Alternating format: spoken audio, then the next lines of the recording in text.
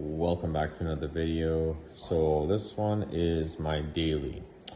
My daily is cranking and going over and over and over and over, but it actually won't fire up. So some troubleshooting things I've already done is obviously the battery. I checked the charge on that. It was at like a 60% charge. I charged it up to 100%. The cold cranking ups is full. Then I moved on to my coils right here to see if the coils were the issue. A good way to check those is if you were to take off the covers of whatever vehicle you have, and basically you take out each coil pack, stick a screwdriver in it, and then use a voltmeter. That voltmeter, you would attach it onto the ground of a terminal or any ground, and then basically you'll have somebody inside the car trying to turn it on, and when they're turning it on, with the screwdriver inside, you put the voltmeter right beside the screwdriver, not touching, and then you should see sparks going. Check all of the coils. If all of them are sparking, it's not your coils, and it won't be your distributor.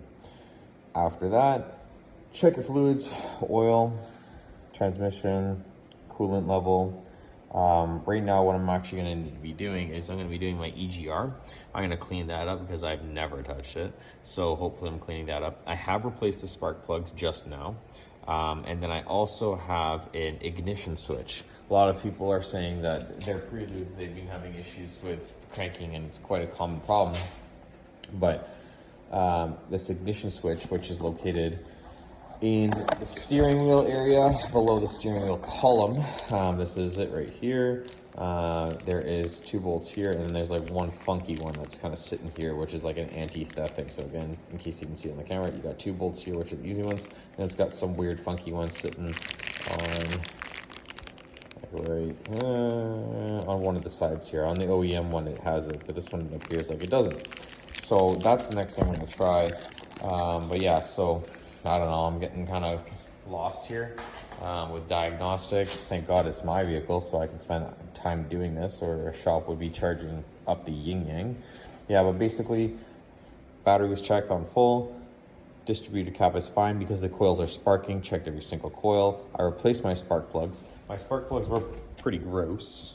Like, I checked to see if the valve cover was leaking at all and any oil was getting into it. It's not, but this one was pretty bad. This was out of cylinder 1. So hopefully this is also the contributing factor. Like, look at this one, it's just scorched. Like, you can't even see a tip on that. So hopefully this is helping. Now I do like my regular maintenance and stuff on it with fuel injector cleaners and stuff like that.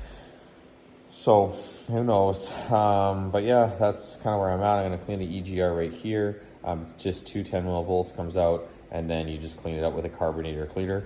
And then I'll put that back in, and once that is back in, then I'll move over into here, and I will be taking out the steering column right here. It's got 3 bolts that are underneath there. I'll be taking these out here, and then the ignition switch is just obviously on the key side, and hopefully when I switch that, it fires up, because this is getting a little ridiculous.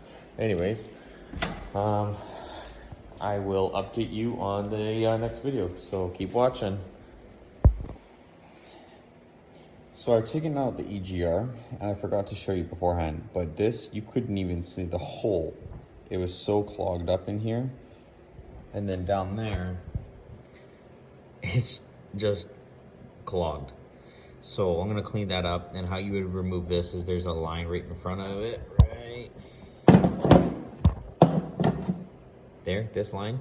You just unplug it from right there, and then there is, some people say it's 10, mine were 12, so it's 12 meter bolt, and lifts off right there. And then, yeah, and then just clean the life out of it. When you're cleaning it down there, obviously you can't clean it as aggressively as you would your EGR right here, because I'm going pretty crazy on this, because I couldn't believe how caked it was. And even looking in there right now, like, it's still so much to go. But you can't take it apart any further unless you got tools to get in there. But yeah, that's one thing. And then I'll put it back together, and then I'm going to move on to the ignition switch and put that in there. Hopefully after putting it all together, the engine turns over, and thank the Lord. But keep watching and let's see what happens.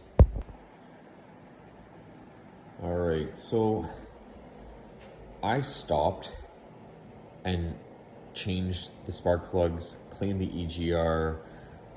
This won't make a difference whatsoever, but cleaned the breather filter there on the top. I have an oil catch can. I find that on the VTEC motors, when you're cranking over on the VTEC, when you have an oil catch can, it eliminates like 80 to 90% of that black burning oil smoke that comes out your tailpipe. Because ever since I put that on, the amount of residue on the back bumper is dropped drastically. But back to what I was talking about. So I've just replaced the spark plugs only. You've seen what they look like in the video earlier. And I was like about to change the ignition switch. And I was like, you know what? Screw it. I'm going to try and see how it goes. So anyways, I crank it over and it instantly fires up, which left me confused because I ran through the whole system and I changed what I thought was the issue. But anyways, so to help everyone out, there's so many things that the Prelude can have when it comes to a no start. Important thing is to rule things out. So to sum up the video, basically check your battery. Make sure you have enough cold cranking amps in the battery and make sure the battery is charged high enough. Okay, being a charged battery and a cold cranking amps are two different things. Okay, secondly, check your spark plugs if they're old. Now it's weird because I didn't have a single misfiring on any of my spark plugs or any of my any of my coils. So that's why I didn't really suspect the spark plugs, but you saw them in the beginning of the video. They were charcoaled out. So check your spark plugs, pull the coils out, put a screwdriver in them and a voltmeter on there and see the spark coming through it. If you got spark on all four, your cap is fine and your coils are fine. Secondly, then move on. After that, do you have fuel? Is your fuel pump kicking over? Can you hear it priming? And the list goes on. But things to start an engine is spark, fuel, airflow, and cranking and turnover. So if you've got all those, you got to roll through it. I even went through my fuses as well. I didn't include that in the video because that's just a waste of time. But in most vehicles, you got a fuse box under the hood and you got another one by the kick panel. Now, I don't know if this will fix it, and I have to replace it with the ignition switch as well. But for the time being, I'm not installing the ignition switch, and I'm going to drive it for a few days and see how it is. Now, I also had a problem with when I cranked it over, it would bog out a little bit, and I'd have to give it some gas in order for it to. So basically, when I say bogged out, it sounds like a Subaru. You turn it over and it's like, whoa, whoa, whoa, whoa, whoa, whoa, and then you give it a little bit of gas, and then it goes right back to normal. So I don't know. We'll see how it goes, and I'm going to drive it. But if you have any comments, questions, or concerns or anything, if you're experiencing something like this, feel free to comment down below. I've had this Prelude for 5 years, and I've dropped my own motor into it. I've done a lot of stuff to it, so I know the ins and outs of this H series motor. But yeah, everyone's got different problems, so you can't just go off of one person's video and like I was looking at, and it was the ignition switch. You know, that's why I purchased one. But you got to do your own troubleshooting, and if you're not mechanically inclined, it can be quite costly because the amount of time that I put into this to run through the system, check it all out, change the plugs, it would have been like a $500 to $1,000 bill at a shop. So it's important to kind of have a good foundation and understanding. And also, YouTube's your friend, videos are your friend, forums are your friend, and people out there who have Preludes help each other out. So if you guys have any questions, comments, concerns, please hit the button below, and don't forget to subscribe and help grow the channel. Who knows, if it still acts up, I'll make another video of it, me switching the ignition switch. But yeah, that's it. Thank you so much for watching, and I hope that if you're experiencing a problem like this, it's easily fixed and found. And if you can't and you need some help, comment below. I'm active on my YouTube, and I'll see if I can help you out. Anyways, thanks for watching. Take care. Have a great day.